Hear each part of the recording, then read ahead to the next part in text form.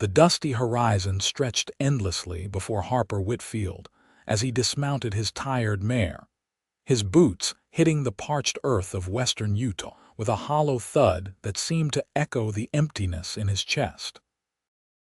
It was late summer in 1883, and the small town of Kelton had become his temporary refuge after 3 years of aimless wandering across the territories.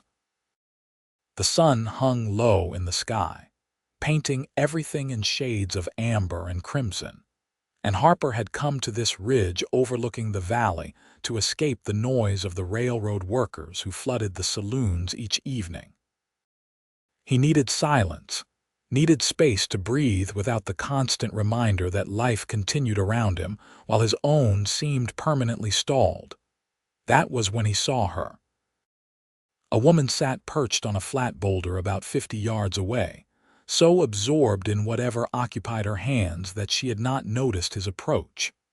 Her dark hair was pulled back in a practical bun, though several strands had escaped to dance in the warm breeze. A navy traveling dress, dusty from the road, pooled around her on the rock. But what captured Harper's attention was not her appearance but her absolute stillness, the way she seemed to exist in perfect harmony with the landscape around her. Harper stood frozen, one hand still on his horse's reins, uncertain whether to announce his presence or quietly retreat. The decision was made for him when his mare, Copper, let out a loud snort and shook her head, jangling the bit in her mouth. The woman's head snapped up, her eyes wide with surprise. Even from this distance, Harper could see they were a striking shade of green that reminded him of spring grass after rain. She clutched whatever she held closer to her chest, defensive. "I did not mean to startle you, madam," Harper called out, removing his hat in a gesture of respect. "I thought I was alone up here." She studied him for a long moment, her expression cautious but not fearful. "So did I," she replied, her voice carrying clearly across the space between them. It held a cultured accent that spoke of Eastern cities and proper schooling, out of place in this rough territory. Harper shifted his weight, suddenly aware of how he must appear after weeks on the trail. Dusty, weathered, dangerous perhaps. "I will leave you to your solitude," he said, preparing to mount Copper again. "Wait."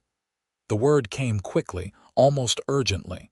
The woman hesitated, then seemed to make a decision. "The light is nearly perfect right now. If you are not in a hurry, would you mind standing there for just a moment?" "Right where you are," confused, Harper complied, watching as she returned her attention to whatever she held in her lap. A minute passed, then two. The only sounds were the whisper of wind through the sage brush and the distant call of a hawk circling overhead.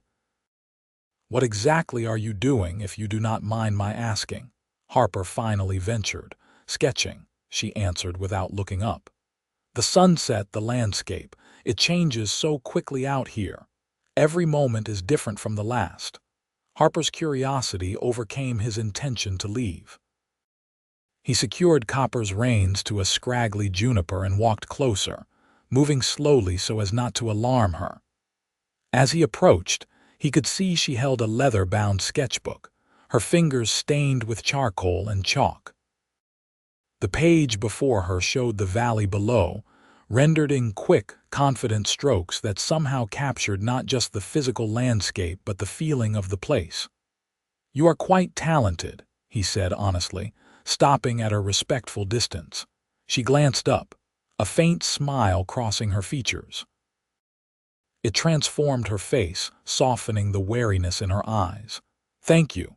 I have been practicing for years, but this country offers challenges I never encountered back east. Everything is so vast, so immediate. The light is different here." "Where are you from?" Harper asked, settling onto a nearby rock without invitation. Something about this woman made him want to linger, to extend this unexpected encounter. "Boston originally," she said, returning to her sketch with quick, precise movements. "Though I have been traveling for the past 6 months." I am documenting the territories for a series of articles and illustrations. Alone. The word came out sharper than Harper intended, colored with concern. Not entirely. I have a guide who brings me to various locations, though I sent him back to town an hour ago. I wanted to capture the sunset without distraction. She tilted her head, studying the horizon, then made several more marks on her page. I am staying at the boarding house in Kelton. Mrs. Patterson is quite protective of her guests, so my reputation remains intact despite my unconventional occupation. Harper found himself smiling despite his usual reserve. I did not mean to question your propriety, only your safety. This is still wild country, madam. Dangerous for anyone traveling alone. Amelia, she said suddenly, meeting his eyes. My name is Amelia Winters, and you are right, of course, but I have learned that taking risks is necessary if I want to create anything meaningful. Safe observations from parlor windows produce safe, meaningless work. Harper Whitfield, he replied, finding himself drawn to her directness, her passion. I have been drifting through this territory for a while now. Kelton is as good a place as any to pause. Something in his tone must have conveyed the loneliness beneath the words, because Amelia's expression softened.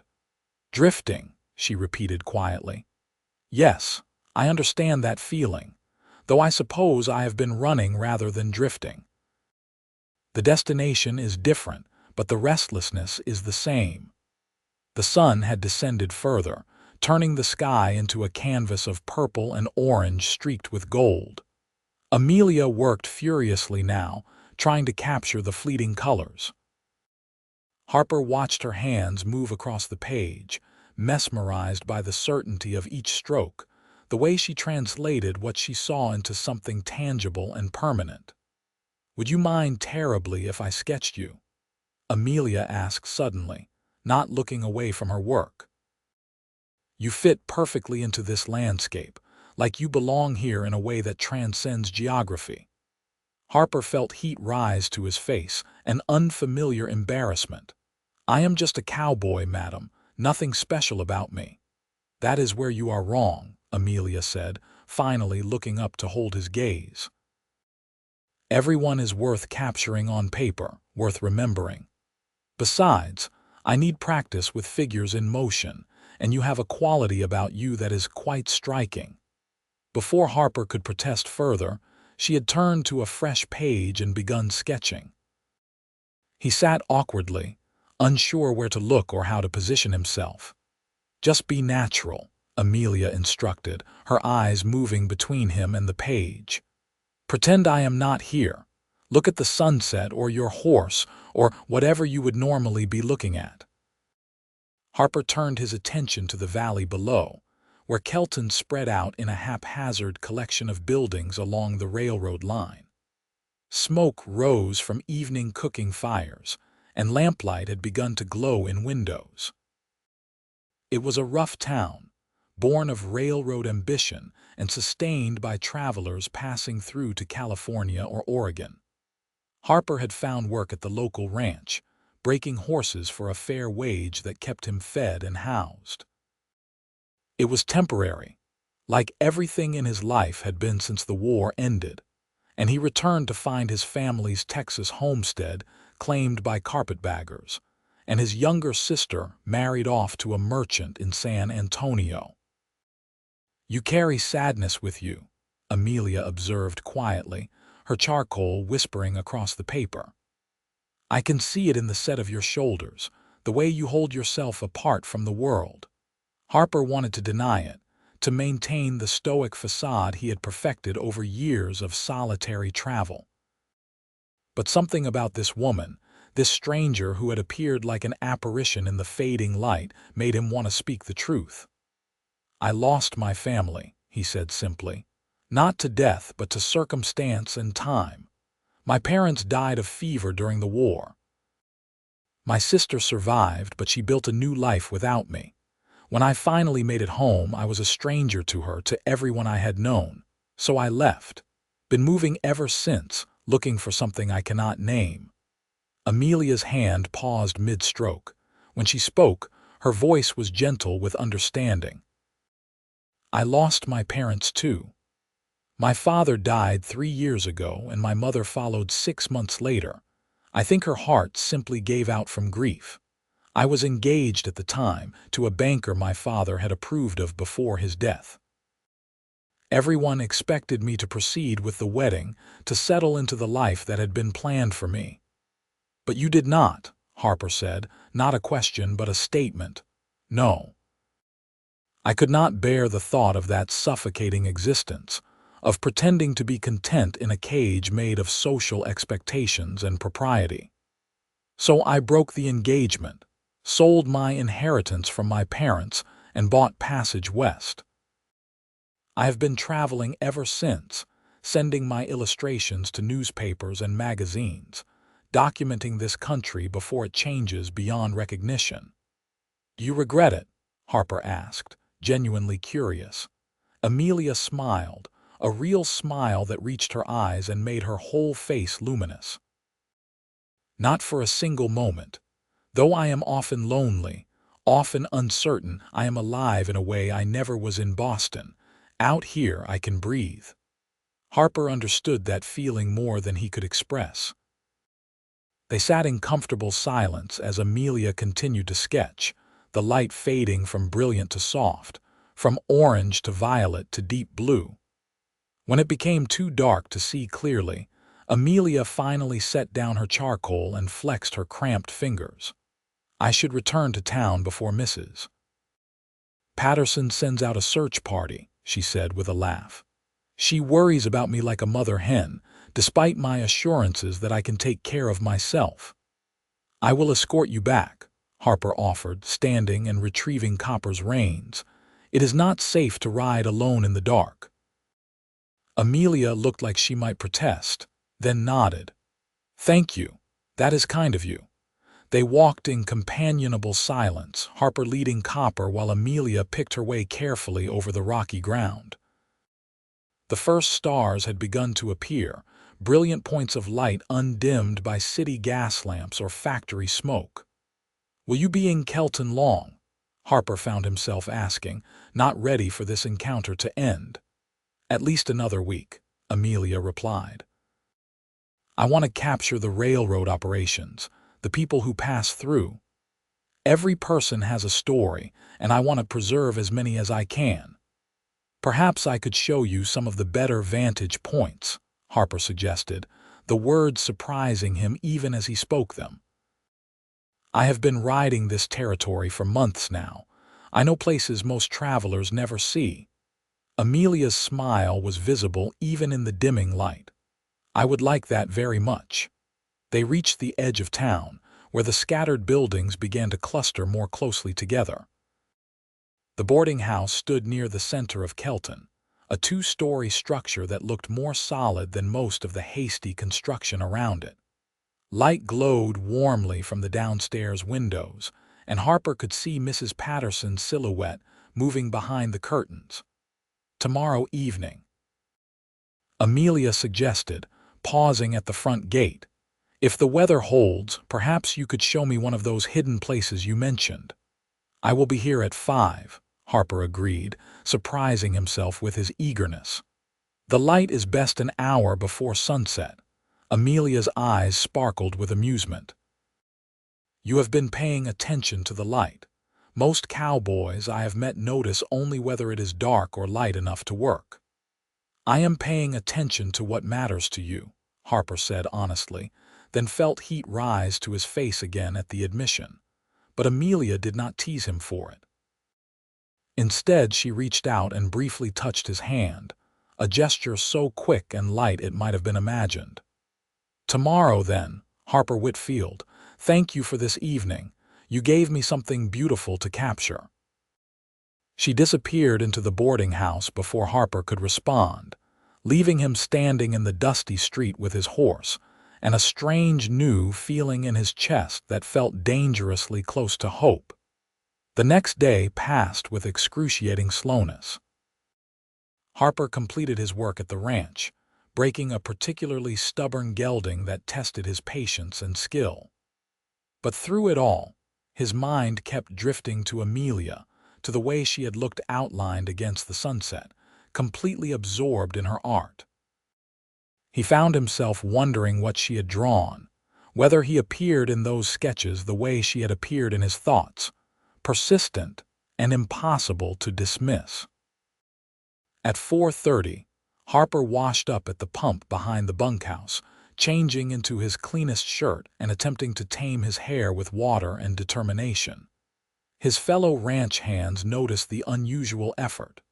"You got a lady friend, Whitfield," called out Sam, a grizzled older cowboy who had been working the ranch for 20 years. "Never seen you prettify yourself like this." Harper ignored the teasing, though he could not quite suppress a smile. "Just being sociable," he muttered, which only provoked more laughter from the men. He arrived at the boarding house precisely at 5, copper groomed until her coat gleamed. Amelia emerged before he could knock, wearing a simpler dress than the day before, more practical for riding. She carried her sketchbook in a leather satchel slung across her body. "I hope you do not mind riding double," Harper said, suddenly realizing he should have arranged for a second horse. "I did not think to borrow a mount for you."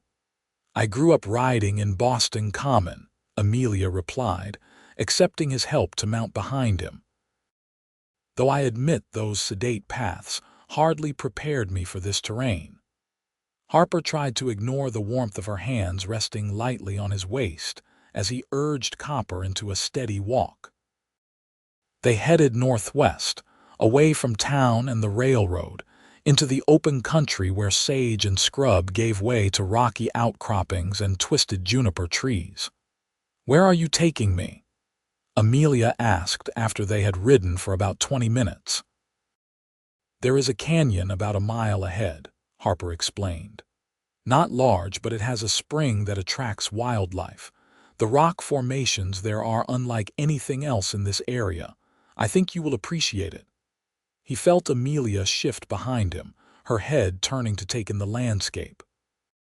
"How did you find this place?" she asked. "I was chasing a stray calf a few weeks back," Harper said. "The little devil led me on a chase halfway across the territory before I cornered her in that canyon. But while I was there, I noticed the way the light played on the rocks, how the water reflected everything around it.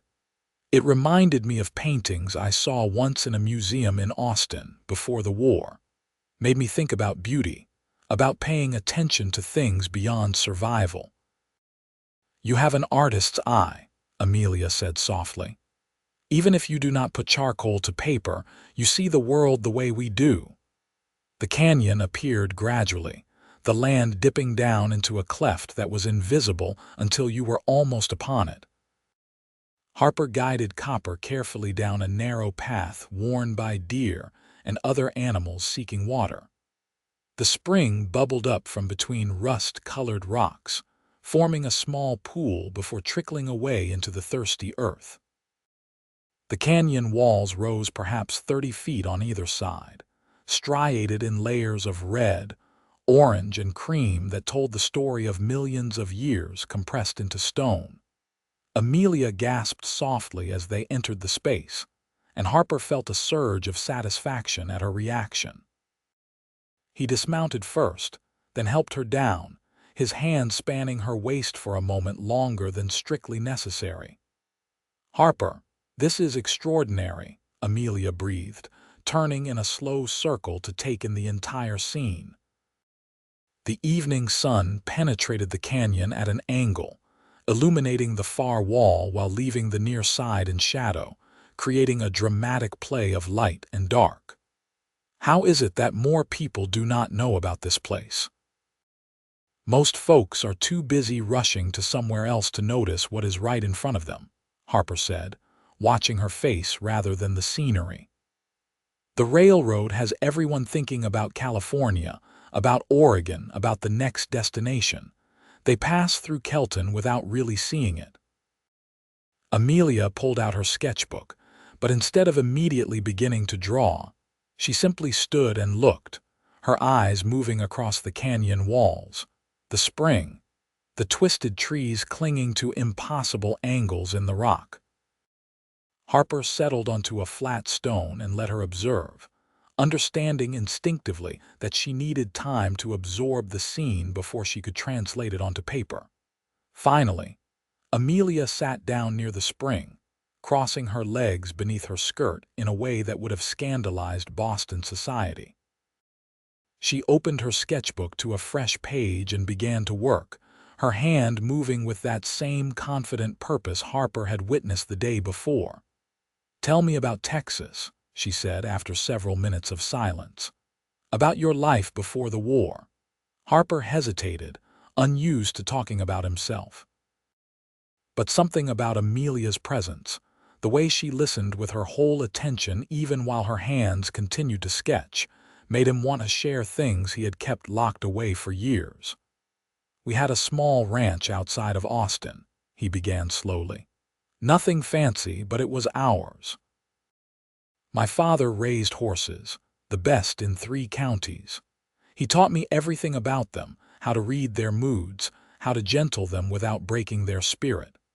My mother kept a garden that somehow thrived despite the heat and the poor soil. And my sister Sarah, she was 10 years younger than me, just a girl when I left for the war." Harper paused, memories washing over him like a flash flood. "I was 20 when I joined up. Thought I was doing the right thing, defending our way of life. Spent 4 years learning that war is just organized death, that the reasons men give for killing each other rarely match the reality of blood and suffering." "How old were you when you came home?" Amelia asked gently. 24. Old beyond my years, or so my mother wrote in her last letter. But by the time I received it, she had been dead for 6 months. The fever took my father first, then her. Sarah went to live with our aunt in San Antonio, and when I finally made it back, the ranch had been seized for unpaid taxes. Some northerner owned it, had plans to turn it into a commercial operation. And Sarah, Amelia prompted, married by then with a baby on the way. She was happy to see me, of course, but I was a stranger to her. The brother she remembered was a boy of 20. The man who came back was someone different, someone marked by things she could not understand. I stayed for 3 months, trying to fit into her new life, her husband's family. But I did not belong there. So I left, started drifting." Amelia had stopped sketching and was watching him with those penetrating green eyes. "That was 9 years ago," she calculated. "You have been wandering all this time, more or less. I work ranches usually, breaking horses, mending fences, whatever needs doing. I stay until the restlessness gets too strong, then I move on. Kelton is just the latest in a long line of temporary stops." "You ever think about settling somewhere?" Amelia asked. "Building something permanent again?" Harper considered the question seriously. "I used to think the war took that possibility from me, that I was too damaged to put down roots. But lately, I have started to wonder if maybe I was just waiting, looking for the right reason to stop running." The words hung between them, heavy with implication. Amelia's cheeks colored slightly, but she held his gaze. "I understand that feeling, running because it is easier than facing what staying might mean." "Are you running from something specific?" Harper asked. "Or just running?" Amelia looked down at her sketchbook, her fingers tracing the edge of the page. "Both, I suppose. I ran from a life that felt like a slow death, from expectations that would have buried everything I am beneath what I was supposed to be. But I am also running towards something, though I am not entirely sure what it is yet. Freedom, perhaps, or purpose, or just the space to discover who I am when no one is telling me who I should be." "You seem to know exactly who you are," Harper observed. "More than most people I have met. Do I?" Amelia smiled sadly. "Sometimes I think I am just pretending, playing at being an independent woman while secretly terrified that everyone is right, that I am being foolish and irresponsible, that I will end up alone and forgotten, with nothing but a stack of sketches to show for my rebellion. Harper moved to sit beside her, close enough that their shoulders almost touched. Those sketches you make, they matter. They capture things that would otherwise be lost. This country is changing fast. The railroad is bringing civilization, and within a generation, places like this canyon will probably be fenced off or mined or destroyed. But you are preserving them, making sure people remember what was here. That is what I tell myself on the hard days, Amelia admitted. When I am tired and dusty and questioning every choice that led me here. Have you had many hard days? Harper asked. More than I expected, fewer than I feared, Amelia said. The hardest part is the loneliness, not being alone physically, because I often prefer solitude when I am working. But the loneliness of not having someone who understands, who sees what I see and feels what I feel. Harper understood that loneliness intimately. He had carried it with him for 9 years, through dozens of towns and hundreds of temporary encounters. But sitting here with Amelia, watching the light change on the canyon walls while they shared pieces of themselves with careful honesty, that loneliness felt less absolute. I am glad I found you sketching yesterday, Harper said quietly. Or that you found me. However it happened, I am glad. Amelia turned to look at him, and Harper was struck again by her beauty but also by something deeper. Intelligence, strength, vulnerability barely contained beneath a surface of determination. So am I, she whispered. The moment stretched between them, charged with possibility. Harper became acutely aware of how close she sat, how easy it would be to close the small distance between them. But he held back, unwilling to rush something that felt too important for haste. Amelia seemed to feel the same hesitation. She cleared her throat softly and returned her attention to her sketchbook. I should capture this light before it changes completely, she said, though her voice was slightly unsteady. Harper nodded, moving back to give her space to work. But the intimacy of the moment lingered, transforming the air between them into something almost tangible. They stayed in the canyon until the light began to fail, Amelia sketching while Harper watched or explored the small space, examining the rock formations and the hardy plants that grew in impossible crevices.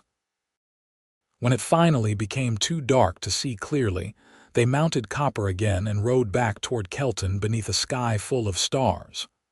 Will I see you tomorrow? Amelia asked as they approached the boarding house. If you want to, Harper replied, trying to keep the eagerness from his voice. I do, Amelia said firmly. Very much. Over the following days, a pattern emerged. Harper would finish his work at the ranch, then meet Amelia in the late afternoon. Sometimes they rode out to remote locations for her to sketch. Other times they simply walked the streets of Kelton, Amelia documenting the daily life of the town, while Harper pointed out details she might otherwise miss. The blacksmith who whistled while he worked, the Chinese laborers who had stayed after the railroad was completed and opened a small restaurant, the preacher's wife who grew roses in front of the church, despite the harsh climate. Through it all, they talked.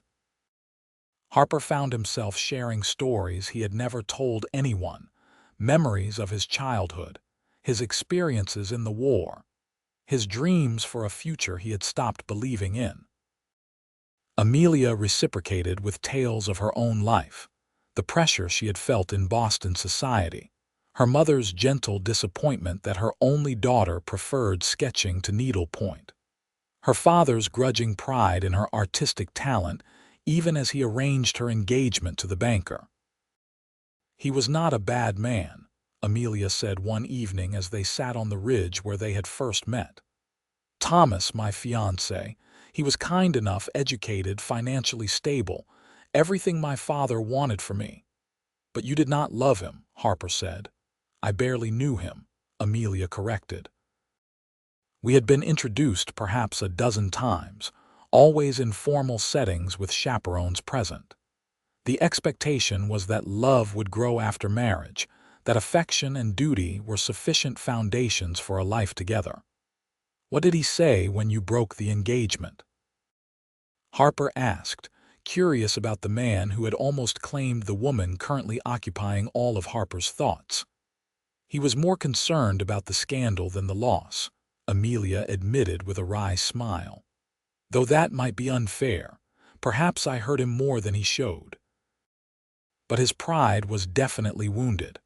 No one breaks engagements in Boston society.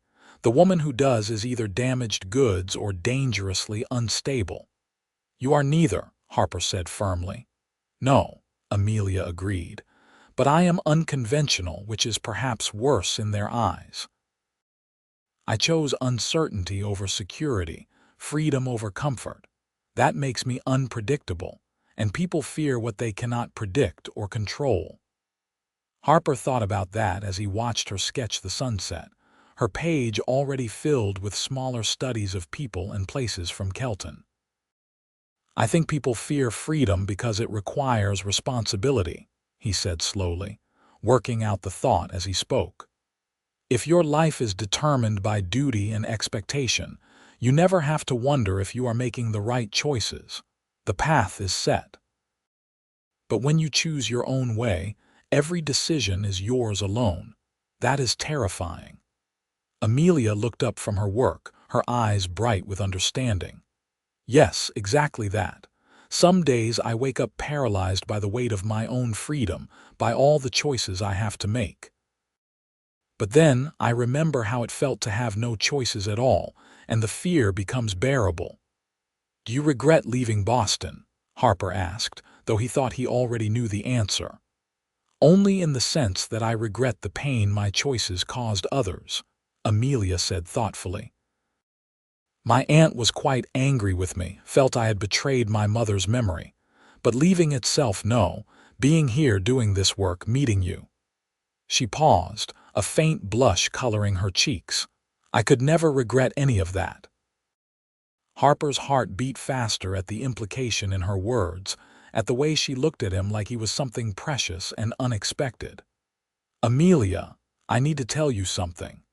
She set down her charcoal, giving him her full attention. I have been alone for a long time, Harper began, choosing his words carefully. I told myself I preferred it that way, that I was not meant for connection or permanence. But these past few days with you have shown me that I was lying to myself. I was not choosing solitude. I was just waiting for the right person to make me want to stop running. Amelia's breath caught audibly. Harper, I know you are not staying in Kelton, Harper continued, needing to say it all before courage failed him. I know you have plans, a mission. I am not asking you to change any of that, but I want you to know that what I feel for you, it is real.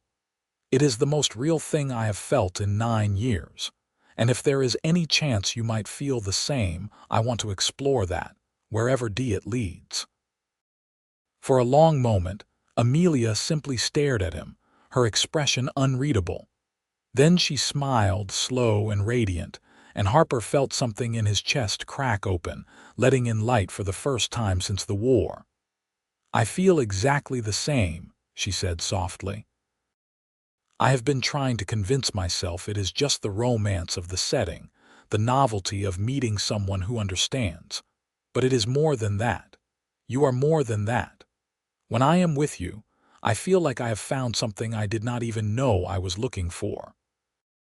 Harper reached for her hand, and she gave it willingly, her fingers intertwining with his.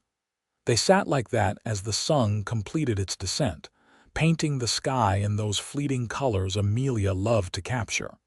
But this time, she did not sketch. She simply held Harper's hand and watched the light change, and that felt like the most significant choice either of them had made. When full darkness descended, they rode back to town slowly, neither wanting the evening to end. At the boarding house gate, Harper helped Amelia down from copper, his hands lingering at her waist. "Tomorrow is Sunday," Amelia said, looking up at him. "Mrs. Patterson expects me to attend church services. Will you come?" Harper had not been to church since before the war, had felt too angry at God for too long to seek comfort in hymns and prayers. But for Amelia, he would try. "I will be there," he promised. Amelia rose on her toes and pressed a quick, soft kiss to his cheek, then hurried into the boarding house before Harper could react. He stood in the street for several minutes after she disappeared, his hand pressed to the place her lips had touched, a foolish smile on his face that he could not have suppressed if he tried. Sunday morning found Harper in his best clothes, clean-shaven and nervous as he entered the small church at the edge of town. The building was plain wood, hastily constructed like everything else in Kelton, but someone had taken care to add small touches of beauty. Wildflowers in jars on the windowsills, a hand-carved cross above the altar, cushions on the hard benches. Amelia sat near the front with Mrs. Patterson, a formidable woman in her 60s who ran the boarding house with efficiency and a sharp tongue that hid a kind heart. When Amelia saw Harper enter, her face lit up, and she gestured to the empty space beside her. Mrs. Patterson's eyebrows rose as Harper settled onto the bench, but she said nothing, though her eyes were shrewd and assessing. Harper endured her scrutiny with as much grace as he could muster, aware that the older woman's opinion would carry significant weight with Amelia. The service was simple, the young preacher earnest in his delivery. Harper found himself actually listening to the sermon, which focused on the parable of the lost sheep, about seeking what was lost until it was found. He could not help but see the parallel to his own life, to the years of wandering until Amelia appeared like an answer to a prayer he had been too angry to speak. After the service, Mrs. Patterson invited Harper to Sunday dinner at the boarding house, an invitation that was more command than request. He accepted, both nervous and pleased at the prospect of spending more time with Amelia, even under the watchful eye of her landlady. The boarding house dining room was crowded with guests, a mix of railroad workers, traveling salesmen, and a schoolteacher who had arrived the week before to establish Kelton's first proper school. Mrs. Patterson presided over the meal with benevolent authority, ensuring everyone was fed, and that conversation remained civil. Harper found himself seated across from Amelia, which allowed him to watch her interact with the other guests. She asked the schoolteacher about her plans for the school, listened with genuine interest to a salesman's stories about his travels, and teased one of the railroad workers about his thick Irish accent. She moved through the social requirements with ease, but Harper noticed how she kept glancing at him, seeking his eyes across the table, smiling when their gazes met. After the meal, Mrs. Patterson pulled Harper aside while Amelia helped clear the dishes. "Walk with me in the garden, Mr. Whitfield," she said, in a tone that made it clear this was not optional. The garden behind the boarding house was modest but well tended, with vegetables and herbs growing in neat rows. Mrs. Patterson led Harper to a bench beneath a small tree and gestured for him to sit. "I am not blind, young man," she began without preamble. "I see how you and Miss Winters look at each other. I also see that you are a decent man, respectful and honest, but I need to know your intentions." Harper appreciated her directness. "I care for her deeply, Mrs. Patterson, more than I have cared for anyone in a very long time, but I also know she has a life, a purpose that does not involve settling down in a town like Kelton with a drifting cowboy. Have you asked her what she wants, Mrs. Patterson inquired, or are you making assumptions about her needs?" "I have not wanted to pressure her," Harper admitted. "We have only known each other a week." A week can be enough when it is the right person, Mrs. Patterson said, her expression softening slightly. I met my late husband on a Tuesday, married him the following Saturday, and spent 43 happy years by his side before the Lord took him home. Time is not always the measure of truth in these matters.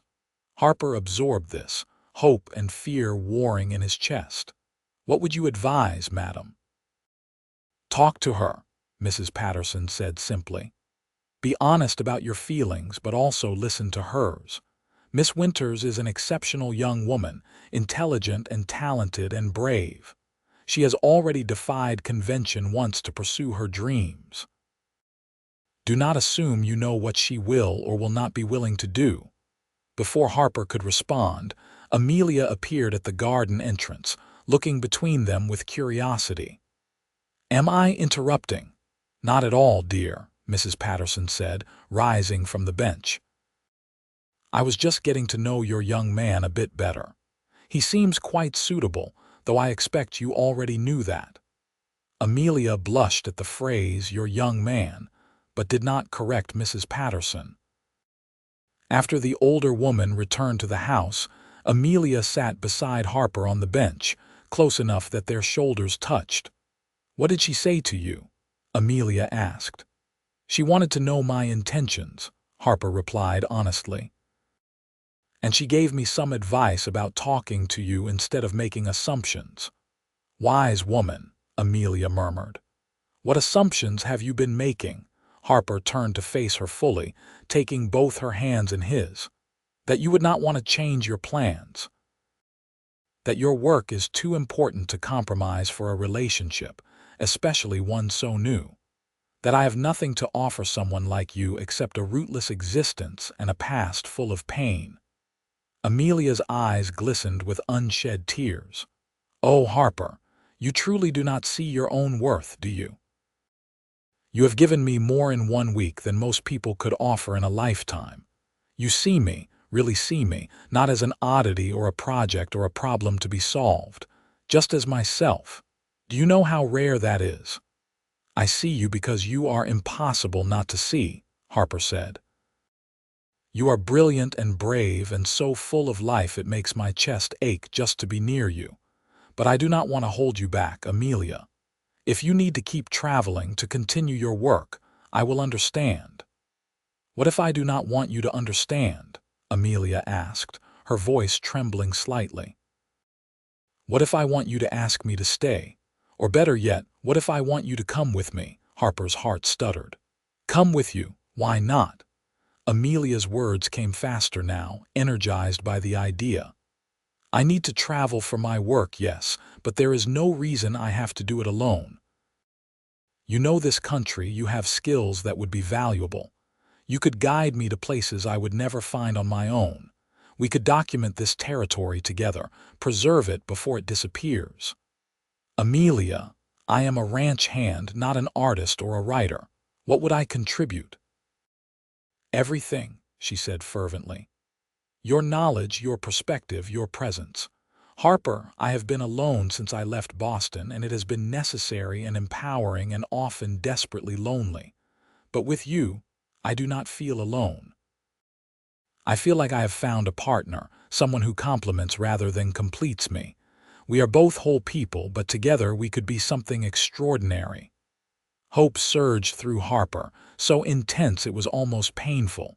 You really want this? You want us to travel together? I want to see where this leads, Amelia said. I want time to know you better, to discover if what we feel now can grow into something lasting. But I do not want to do it from a distance with letters and occasional visits. I want you beside me, if that is what you want too. It is what I want, Harper said, his voice rough with emotion. More than anything, it is what I want. He pulled her into his arms, holding her close as she wrapped her arms around his neck. They stayed like that for a long moment, breathing together, feeling the rightness of the decision they had just made. When they finally pulled apart, Amelia was smiling through tears. I need to finish my work here in Kelton, she said practically. Another week, perhaps two, to complete the sketches and notes I need. Then we can head south, toward Arizona territory. I have heard there are canyons there that dwarf anything in Utah, ancient settlements built into cliff faces. We could document them before development reaches that far. I will need to settle my accounts at the ranch, give proper notice, Harper said, his mind already working through the practical details. And we should get properly outfitted for extended travel. Do you have camping equipment? Some, though probably not enough for the kind of journey we are planning, Amelia admitted. I have been staying in boarding houses and hotels with only occasional nights spent outdoors.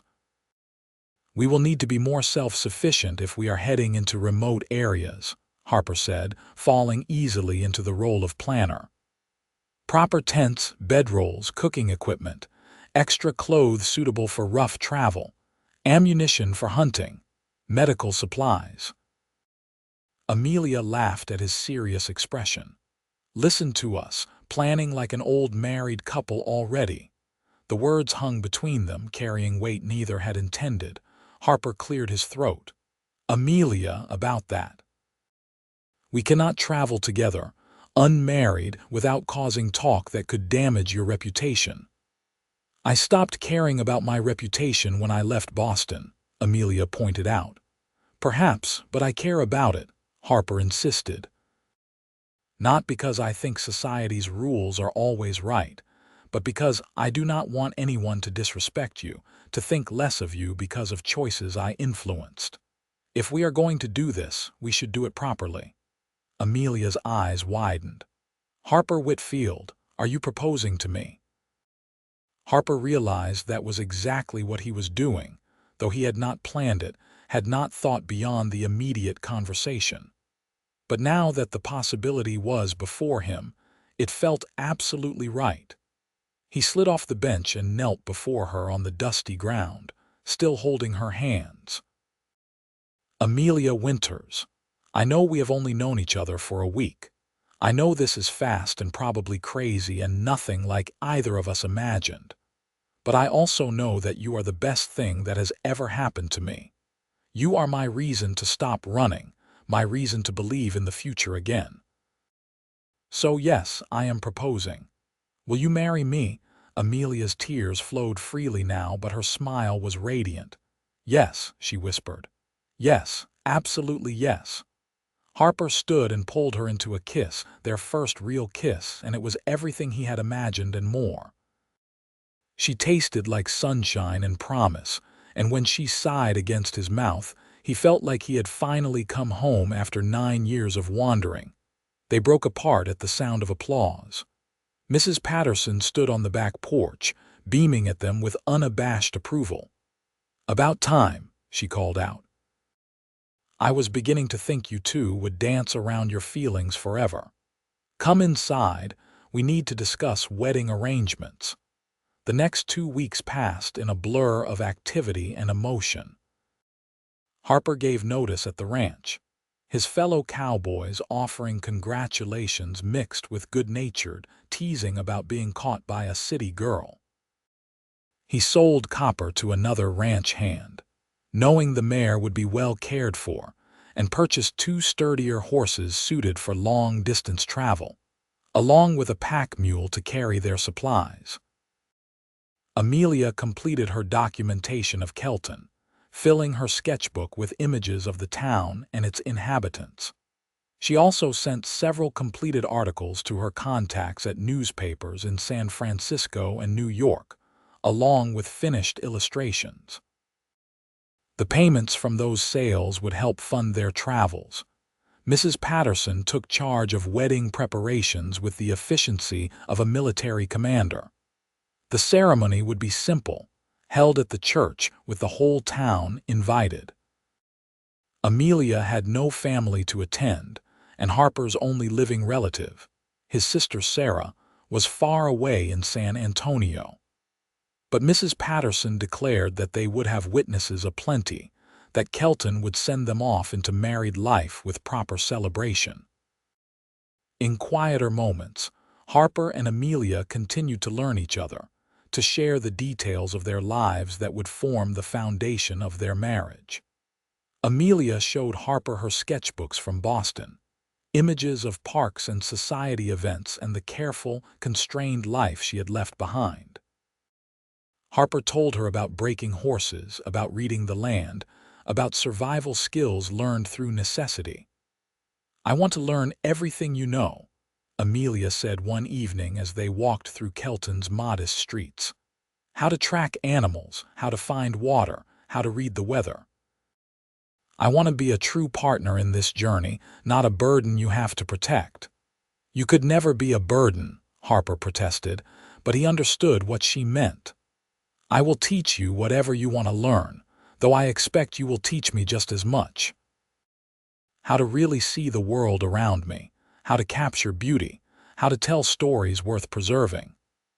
The wedding took place on a Sunday morning 3 weeks after Harper first found Amelia sketching the sunset. The church was packed with townspeople, curious about the romance that had blossomed so quickly. Amelia wore a simple cream-colored dress that Mrs. Patterson had altered from her own wedding gown, with wildflowers in her hair. Harper wore new clothes purchased for the occasion, feeling stiff and awkward until he saw Amelia walking down the aisle toward him.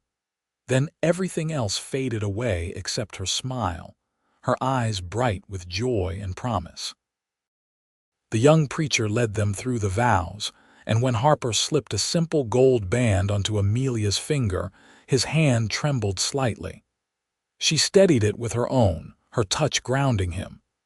"You may kiss your bride," the preacher announced, and Harper did not need to be told twice. He cupped Amelia's face gently and kissed her with all the love and hope he had been accumulating since that first evening on the ridge. The reception was held in the boarding house, with food contributed by half the town. Harper danced with his bride while a railroad worker played fiddle and someone else pounded out rhythm on an upturned bucket. Amelia laughed as Harper spun her around the crowded room, her joy infectious. Late in the afternoon, they finally escaped to the room Mrs. Patterson had prepared for them, with fresh flowers on the dresser and clean sheets on the bed. Harper carried Amelia over the threshold, a tradition he had heard about but never expected to participate in. "Mrs. Whitfield," he said, setting her gently on her feet. "I like the sound of that." "So do I," Amelia agreed, reaching up to loosen his collar. "Though I will continue to sign my artwork as Amelia Winters, I have established that name professionally." "I would not ask you to change it," Harper assured her. "You were Amelia Winters when I fell in love with you. That name deserves to be remembered."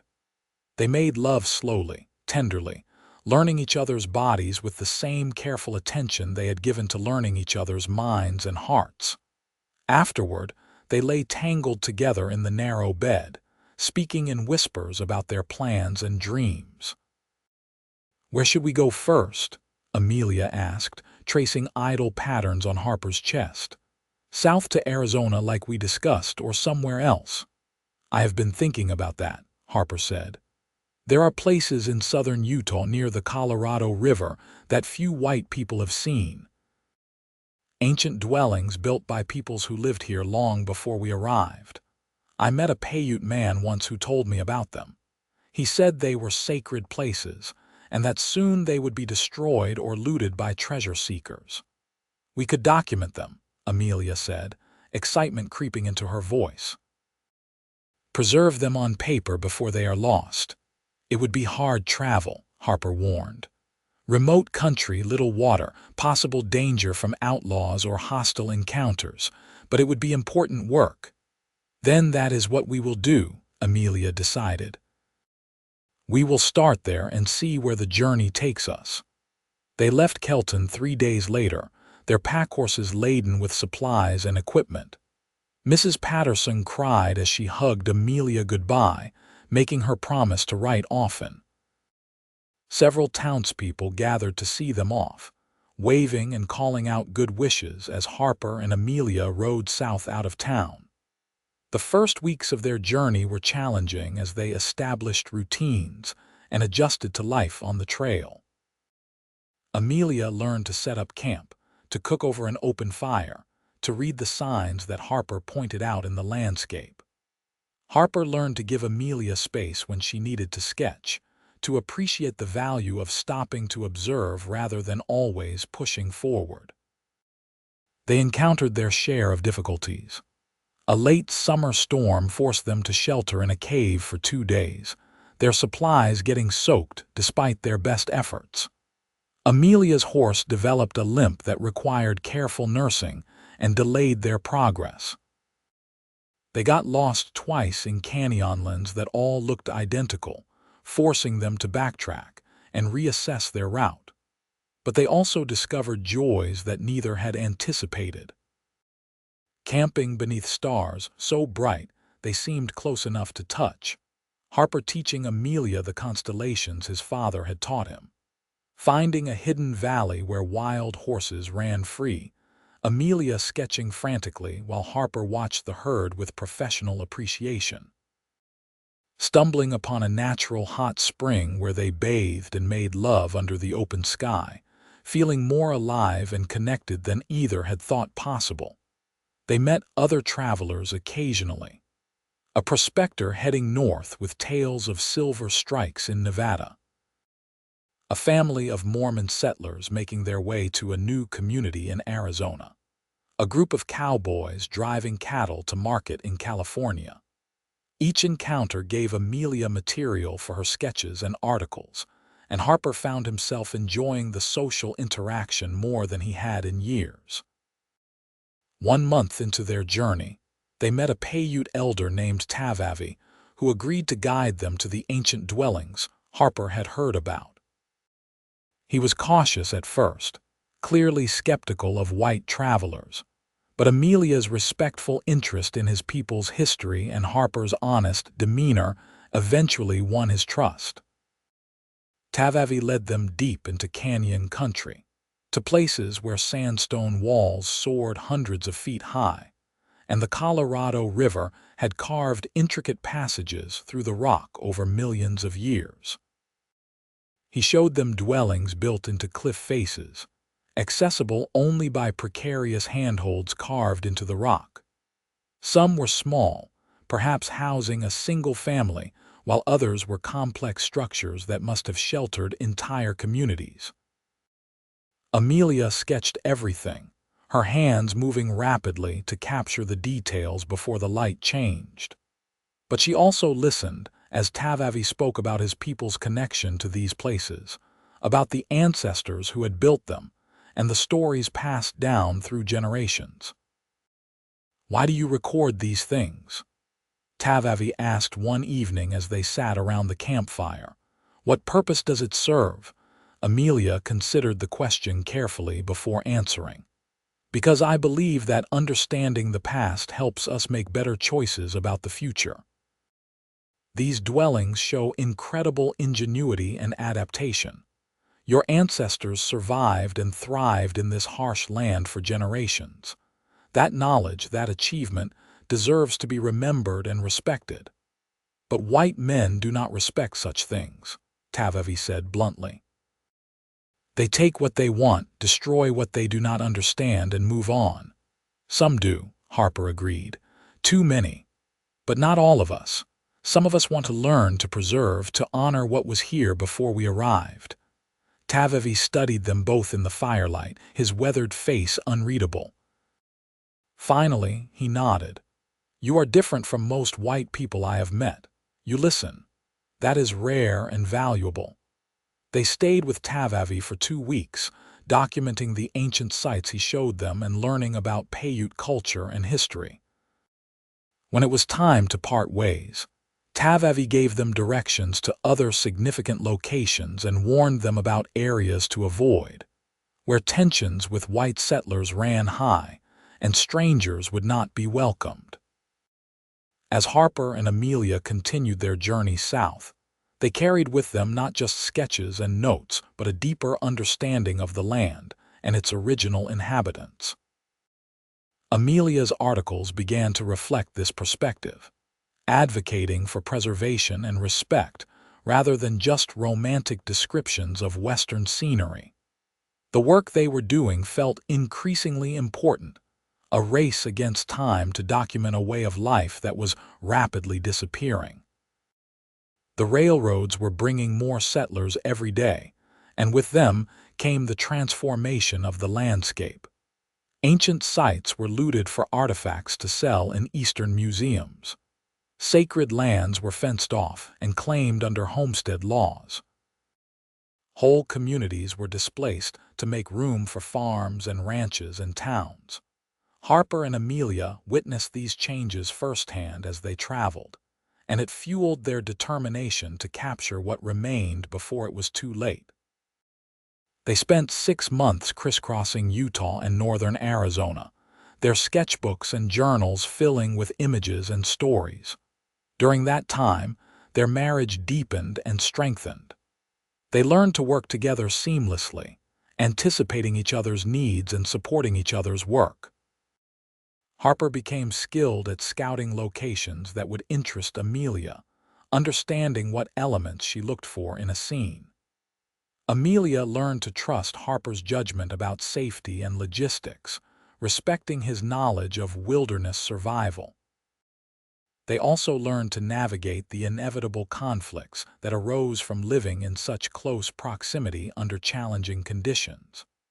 Harper's tendency toward silence when troubled frustrated Amelia, who preferred to talk through problems immediately.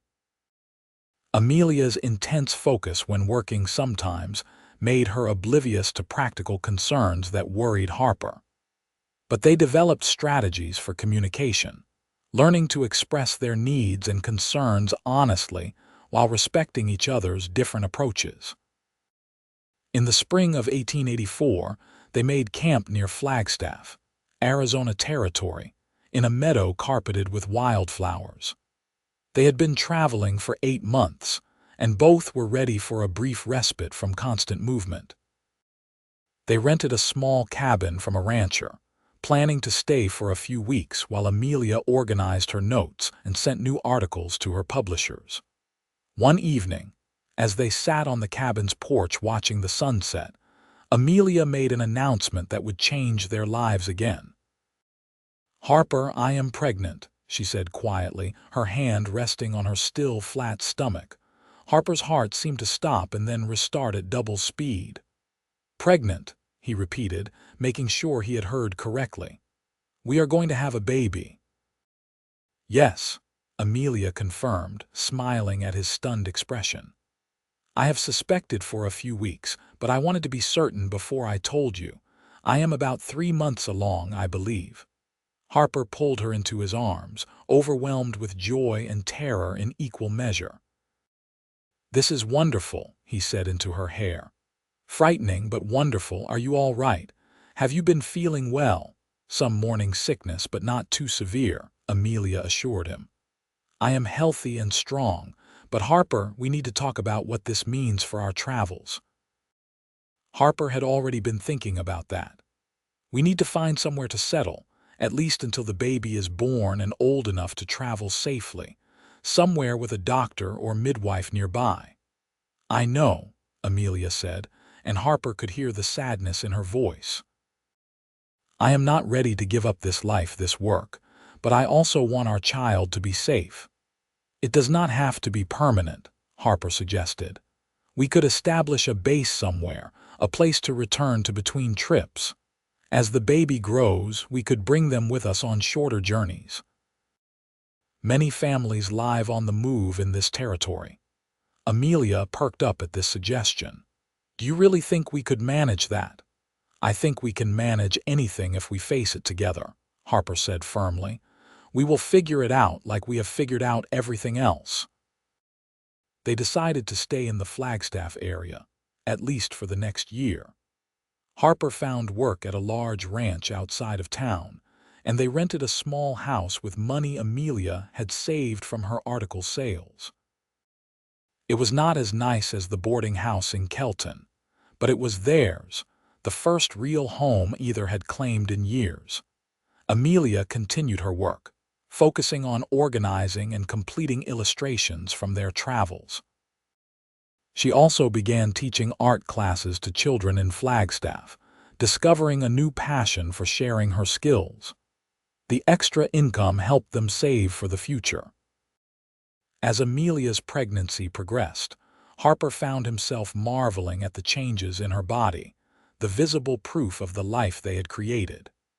He became protective, sometimes overly so, until Amelia firmly reminded him that she was pregnant, not fragile. "I am still perfectly capable of walking to town, Harper," she said one afternoon when he tried to insist she rest instead. "Exercise is good for the baby and for me. Stop treating me like I might break." Harper sheepishly apologized, recognizing that his fear was making him overbearing. He channeled his nervous energy into preparing for the baby's arrival instead, building a cradle from seasoned pine and a rocking chair for Amelia to use while nursing. In November, as the first snow dusted the peaks around Flagstaff, Amelia went into labor. Harper rode frantically for the midwife, a competent woman named Mrs. Chen who had delivered dozens of babies in the territory. She arrived calmly, assessed the situation, and sent Harper to boil water and gather clean linens. The labor lasted through the night and into the next morning. Harper paced outside the bedroom, tormented by every cry of pain from Amelia. He had faced down armed men during the war, had survived harsh winters and dangerous situations, but nothing had prepared him for the helpless terror of listening to his wife suffer. Finally, just after dawn, he heard a new sound, the thin, outraged wail of a newborn. Mrs. Chen emerged from the bedroom smiling. "You have a son, Mr. Whitfield, a healthy, strong boy, and your wife is tired but well." Harper stumbled into the bedroom to find Amelia propped against pillows, her hair damp with sweat but her face radiant as she held a tiny bundle. She looked up as he entered, tears streaming down her face. "Harper, come meet our son." He approached slowly, reverently, and looked down at the baby in her arms, his son. The infant had a shock of dark hair and a red, scrunched face that was already beginning to relax into sleep. One tiny fist escaped the blanket, fingers curling and uncurling. "He is perfect," Harper whispered, afraid to speak louder and wake the baby. "We should name him," Amelia said. "I was thinking, if you agree, we could name him Henry after my father, and Whitfield, of course." "Henry Whitfield," Harper said, testing how the name felt. "I like it. It is strong, solid." He sat carefully on the edge of the bed, and Amelia shifted so he could hold their son. Harper cradled Henry awkwardly at first, terrified of his own strength and the baby's fragility. But Henry settled against his chest, apparently content, and Harper felt his heart expand with a love so fierce it almost hurt. "I never thought I would have this," he said, his voice rough with emotion. "A family, a home, a reason to be grateful for each new day. You gave me all of that, Amelia." "We gave it to each other," Amelia corrected gently. "I was lost too, Harper, running from who I was supposed to be without knowing who I wanted to become. But with you, I found both freedom and belonging. That is the greatest gift anyone could receive." The first months with Henry were exhausting and wonderful in equal measure. Harper discovered that infant care involved far less sleep than he had imagined possible. But watching his son grow and change, seeing Amelia's joy in motherhood, made every sleepless night worthwhile. As winter gave way to spring, they began planning their next journey. Henry was 5 months old, healthy and increasingly curious about the world. They decided to make a shorter trip, staying closer to Flagstaff, to test whether traveling with an infant was feasible. The trip was challenging but successful. They traveled slowly, stopping frequently to tend to Henry's needs. But Amelia was able to sketch and take notes, and Harper found he enjoyed sharing the landscape with his son, even though Henry was too young to understand. "He will grow up seeing this country," Amelia said one evening as they camped beside a small creek. Henry was asleep in a makeshift cradle they had rigged between two trees. "He will know the old ways, the stories, the beauty that is disappearing. That feels important."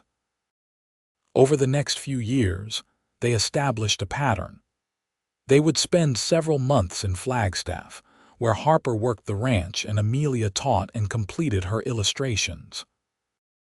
Then they would embark on journeys, sometimes for a few weeks, occasionally for several months, documenting the changing West. Henry grew into a sturdy, adventurous toddler who loved the outdoors and showed early signs of his mother's artistic talent. By the time he was 3, he could ride his own small pony and would sit for hours watching Amelia sketch, eventually attempting his own crude drawings with stubs of charcoal. In 1887, Amelia became pregnant again. Their daughter, Clara, was born in the spring of 1888, during a brief period when they were in Flagstaff between journeys.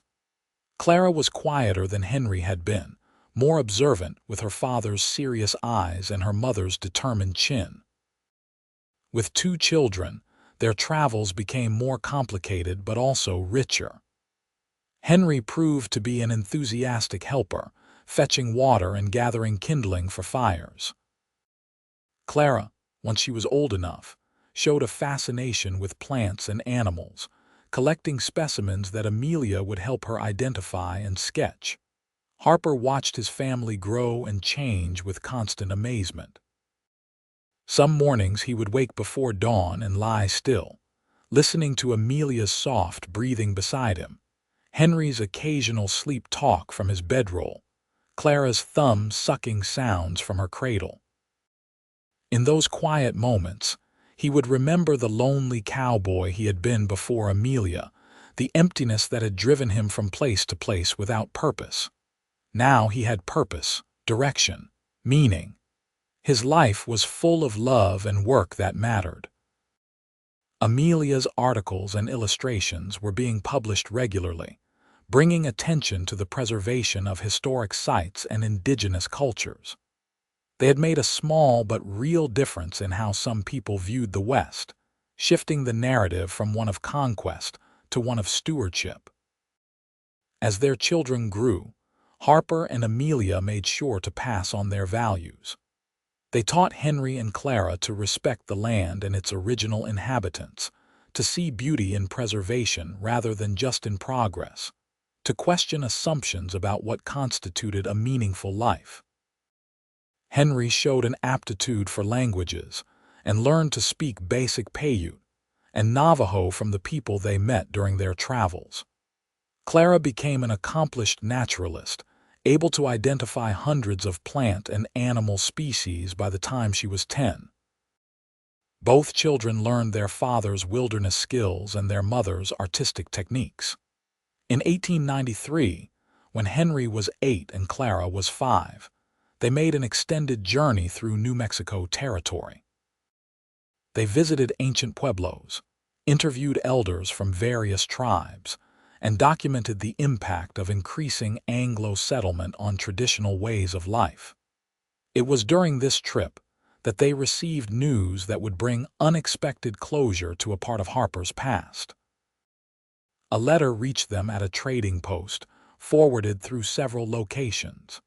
It was from Sarah, his younger sister in San Antonio. Harper's hands shook as he opened the letter, the first communication he had received from his sister in over 10 years. Amelia moved closer, reading over his shoulder while the children played nearby. Sarah wrote that she had been searching for Harper for years, wanting to reconnect, to introduce him to her own children, and mend the rift that time and circumstance had created. She had finally tracked him down through one of Amelia's published articles, which mentioned Harper Whitfield as both husband and guide. The letter was warm and full of regret for lost time. Sarah explained that she had been young and overwhelmed when Harper returned from the war, unsure how to bridge the gap between the brother she remembered and the stranger he had become. She invited Harper and his family to visit San Antonio, to meet her husband and her 3 daughters, to rebuild the family connection they had lost. Harper read the letter twice, then looked up at Amelia with eyes bright with unshed tears. "She wants us to visit." "Then we should go," Amelia said firmly. "Family is precious, Harper. You have been given a chance to reclaim what you thought was lost. We should take it." They altered their route to pass through San Antonio that winter. The reunion with Sarah was emotional and healing. She embraced Harper with tears streaming down her face, apologizing for the distance that had grown between them. "I was so young," she said through her sobs. "I did not understand what you had been through, what you needed. I thought giving you space was kindness, but I should have fought harder to keep you with us." "We both made choices," Harper said, holding his sister close. "But we have the chance now to choose differently, to be family again." Sarah adored Amelia immediately, recognizing in her the strength and independence that had helped Harper heal. The cousins bonded quickly, Henry and Clara fascinated by these city cousins with their different life experiences. Harper's brother-in-law, Michael, was a kind man who clearly loved Sarah deeply. He welcomed Harper warmly, with no judgment about his wandering past or unconventional present. The 2 men discovered shared interests despite their different lifestyles, and Harper found himself grateful that his sister had chosen so well. They stayed in San Antonio for 2 months, the longest they had remained in one place in years. During that time, bonds were forged and old wounds healed. Sarah and Amelia became close friends, corresponding regularly once the families parted. The children promised to visit each other again, already planning adventures they would share. When it was time to leave, Harper felt at peace in a way he had not since before the war. He had his sister back, and through her, a sense of connection to his past that was no longer painful but grounding. "Thank you," he told Amelia as they rode north, back toward Arizona and the work that awaited them, "for encouraging me to reconnect with Sarah. I would have let fear keep me from that joy." "We all need family," Amelia replied. "Blood or chosen, we need people who know us and love us anyway. You gave that to me when we married, and I am glad we could reclaim it for you as well." The years continued to pass, marked by journeys and homecomings, by challenges faced and overcome together. Harper's hair began to show silver at the temples, and fine lines appeared at the corners of Amelia's eyes. But they remained active and engaged, continuing their documentation work even as the West they had known transformed around them. In 1896, they returned to Kelton for the first time since their wedding. The town had grown, the railroad ensuring its continued existence, despite the boom and bust nature of many Western settlements. Mrs. Patterson was still running the boarding house, now with the help of her niece, and she welcomed them with tears and embraces. "I knew you 2 were meant for each other," she said, looking at Harper and Amelia with satisfaction. "I told you that time was not always the measure of truth." They showed her their work from the past 12 years, the hundreds of sketches and articles documenting the changing West. Mrs. Patterson examined each one carefully, her expression growing more impressed. "You are creating something important," she said finally. "A record that will matter to future generations. They will look at these images and know what was here, what was lost, what should have been preserved." Those words stayed with Amelia long after they left Kelton. She was approaching 40, and while she still had years of work ahead of her, she began thinking about legacy, about what would happen to their documentation after she and Harper were gone. She reached out to universities and museums, offering her collection for preservation and public access. Several institutions were interested, and eventually, she arranged for her work to be housed at a university in California, where scholars and students could study and learn from it. Harper supported this decision completely. "The work was never about us," he said. "It was about bearing witness, about ensuring that what we saw and learned was not lost. Sharing it widely serves that purpose best." As their children grew into teenagers, Henry and Clara began developing their own paths. Henry expressed interest in law, particularly in advocating for indigenous rights and land preservation.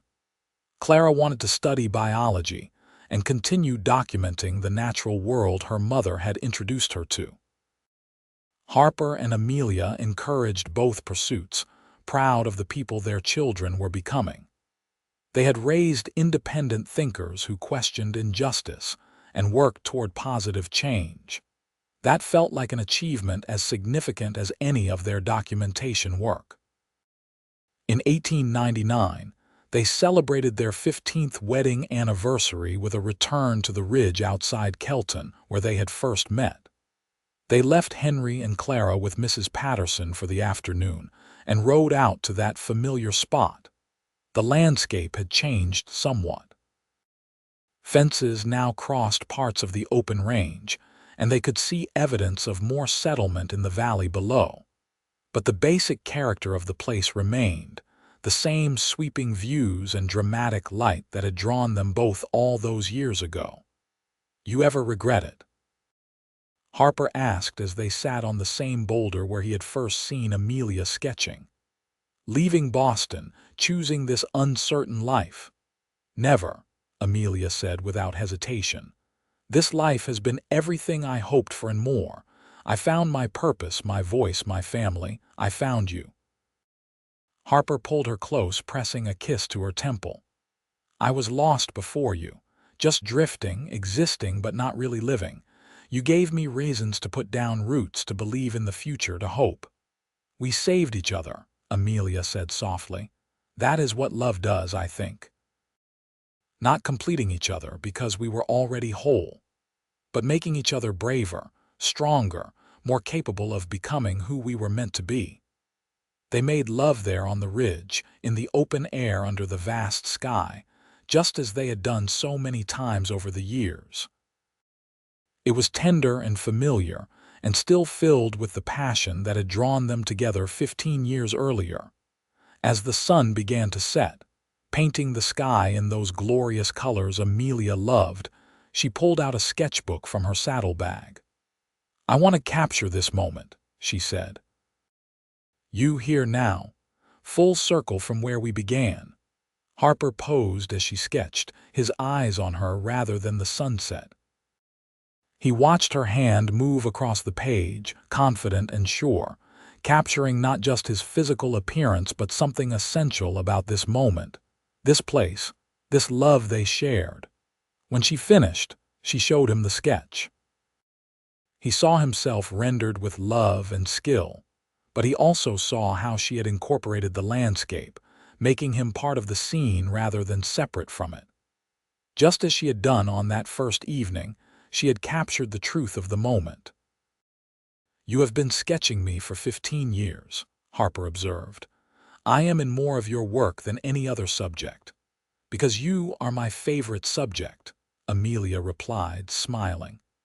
"The lonely cowboy who became the center of my every drawing, my every thought, my whole heart."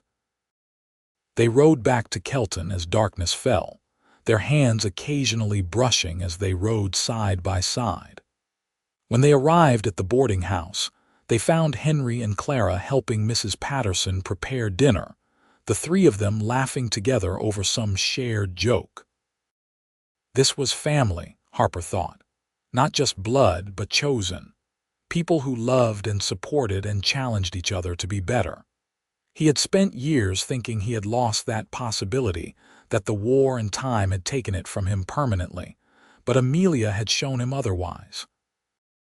She had given him not just her love, but a whole new understanding of what family could mean, The turn of the century brought changes both personal and societal. The West was becoming less wild, more settled. The frontier was officially declared closed by the Census Bureau. The way of life Harper and Amelia had documented was fading into history, preserved now mainly in photographs, sketches, and memories. But their work continued. They adapted to the changing times, focusing now on preserving oral histories from elders who remembered the old ways. Amelia's arthritis made sketching more difficult, but she worked through the pain, determined to capture as much as possible while she still could. Henry graduated from law school and began his career advocating for indigenous rights, using his parents' documentation as evidence in legal cases about treaty violations and land claims. Clara earned a degree in biology and became a professor, teaching new generations of students about conservation and environmental stewardship. Harper and Amelia took pride in their children's achievements, but continued their own work. In 1905, they made what would be their last extended journey, a 6-month expedition through Montana and Wyoming territories. Harper was 53, Amelia 45, and while they were still capable, they could feel the weight of years beginning to slow them. That journey felt like a farewell to the life they had built together on the road. They visited old friends, documented places they had always meant to return to, and spent long evenings around campfires talking about their shared past and uncertain future. "I think it might be time to settle down permanently," Amelia said one night, the admission clearly difficult for her. "My hands are not as steady as they once were, and these long days in the saddle leave me exhausted in ways they never did before." Harper had been thinking the same thing but had not wanted to be the one to suggest it. "Where would you want to settle?" he asked. "Flagstaff feels like home," Amelia said. "We have friends there, a house, connections. And it is close enough to both Henry in California and Clara in Colorado that they can visit easily."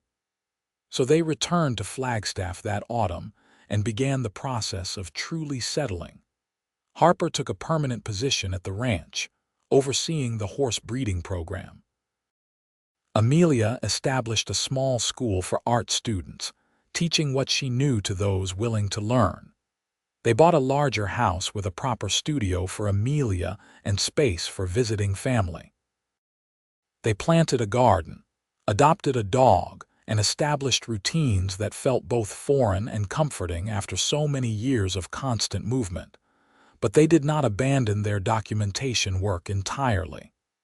They made shorter trips, day excursions, or weekend journeys to nearby locations. And their home became a gathering place for artists, historians, and advocates who valued preservation and cultural respect. In 1910, Henry married a lawyer he had met while working on a case involving water rights for a Navajo community. Her name was Rose, and she was as passionate about justice as Henry. They settled in Los Angeles, where both had successful practices. Clara married a fellow biologist in 1912, and they moved to Denver, where both taught at the university. Her husband, Thomas, was a quiet man who shared Clara's love of the natural world and supported her career unconditionally. As grandchildren began to arrive, Harper and Amelia found new joy in these young lives. They told stories of their travels, showed sketches and photographs, and instilled in the next generation the same values they had taught their own children. On their 30th wedding anniversary in 1913, their children and grandchildren gathered in Flagstaff for a celebration. The house was full of noise and laughter, multiple conversations happening simultaneously, children running through the rooms. That evening, after the younger grandchildren had been put to bed and the adult children were cleaning up from dinner, Harper and Amelia slipped outside to sit on their porch. The sky was clear, stars brilliant in the darkness. 30 years, Amelia said wonderingly. It has passed so quickly. And yet it feels like I have always known you, Harper replied. I can barely remember the man I was before we met.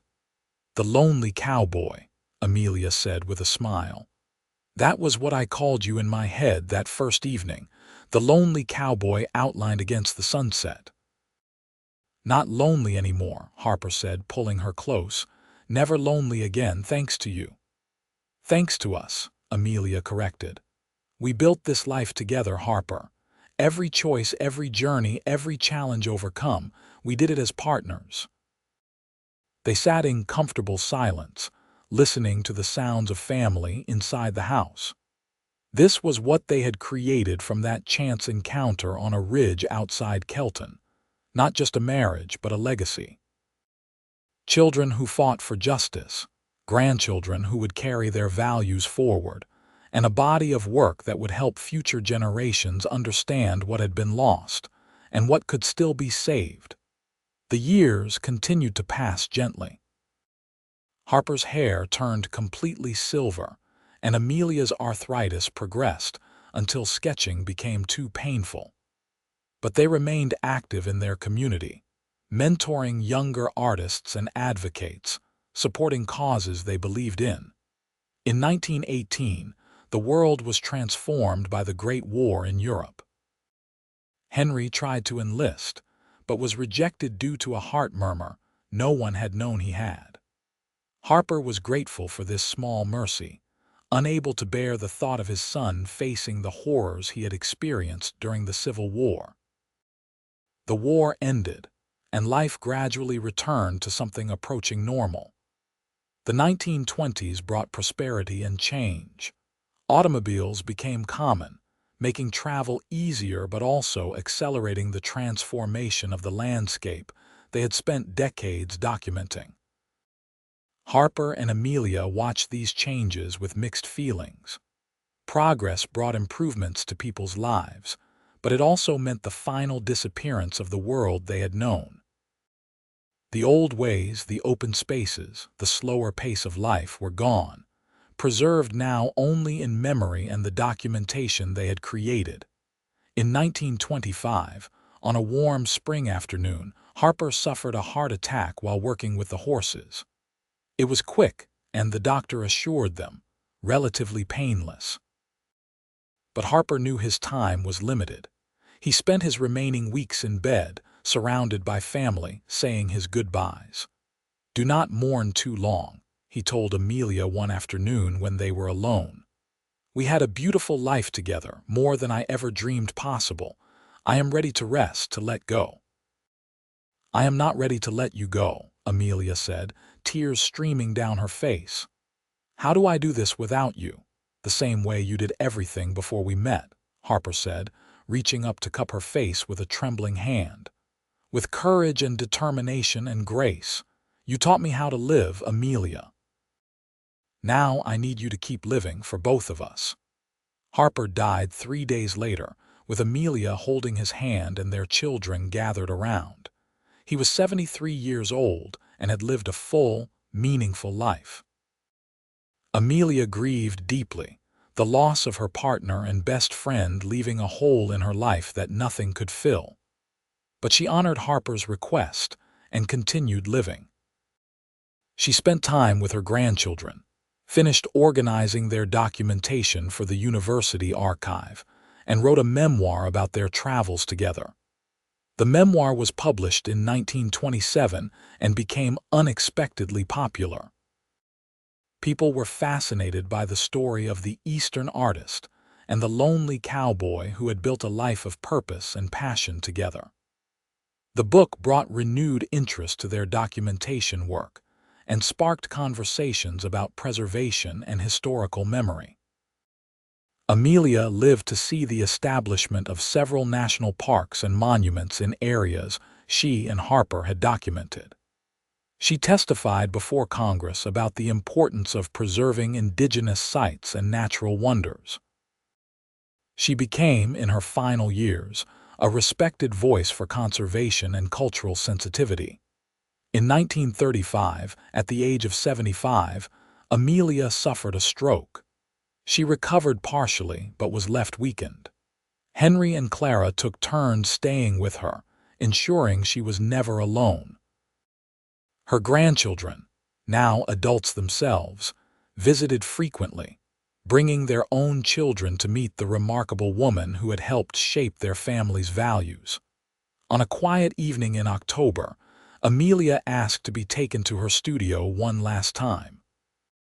Clara helped her settle into the chair where she had spent countless hours creating. Amelia looked around at the walls covered with sketches and paintings, decades of work surrounding her. "Bring me my earliest sketchbook," she requested. "The one from Kelton." Clara found it and placed it gently in her mother's lap. Amelia opened it carefully, the pages brittle with age. She found the sketch she was looking for, the one from that first evening. Harper, outlined against the sunset, the lonely cowboy who had become her everything. "He was so beautiful," Amelia whispered, tracing the lines with a finger that could no longer hold charcoal. "And he had no idea. He thought he was just an ordinary man, but he was extraordinary. He taught me that love is not about grand gestures or perfect moments. It is about choosing each other every day in small and large ways." Clara wiped tears from her own eyes as she listened to her mother reminisce. "You taught us that too, Mama. You and Papa showed us what partnership looks like, what it means to build a life based on mutual respect and shared purpose." Amelia smiled, her eyes drifting closed. "I hope we did some good, your father and I. I hope our work mattered." "It mattered more than you know," Clara assured her. "The parks that have been preserved, the sites that are protected, the conversations about justice and respect for indigenous peoples. You and Papa contributed to all of that. Your work will outlast you by generations." Amelia died peacefully 3 days later, surrounded by family. She was buried next to Harper in Flagstaff, their headstones simple but elegant, inscribed with their names and the dates that bracketed their extraordinary lives. But their story did not end with their deaths. Their children and grandchildren continued the work they had started, fighting for preservation and justice. The university archive containing their documentation became an invaluable resource for scholars, artists, and activists. The memoir Amelia had written was reprinted numerous times, inspiring new generations to think differently about the past and their responsibility to the future. And in a small museum in Flagstaff, there hung a sketch, carefully preserved and protected. It showed a cowboy outlined against a sunset, lonely no more, captured forever by the hand and heart of the woman who had loved him. Beneath it, a small plaque told their story, how she had found him sketching the sunset, how the lonely cowboy had become the subject of her every drawing, and how together they had built a love that transformed not just their own lives but the world around them. The story of Harper and Amelia Whitfield became legend in their family, passed down through generations, as an example of what was possible when two people chose to build something meaningful together. Their great-grandchildren would visit the museum, would read the memoir, would study the documentation, and would feel connected to ancestors they had never met but who had shaped their family's identity in profound ways. The world they had documented was gone, transformed beyond recognition. But the record they created ensured it would not be forgotten. And the love they shared, captured in sketches and words and the memories of those who knew them, proved that even in the wildest of places, even in the hardest of times, two people could find each other and create something beautiful that would echo through the years long after they were gone.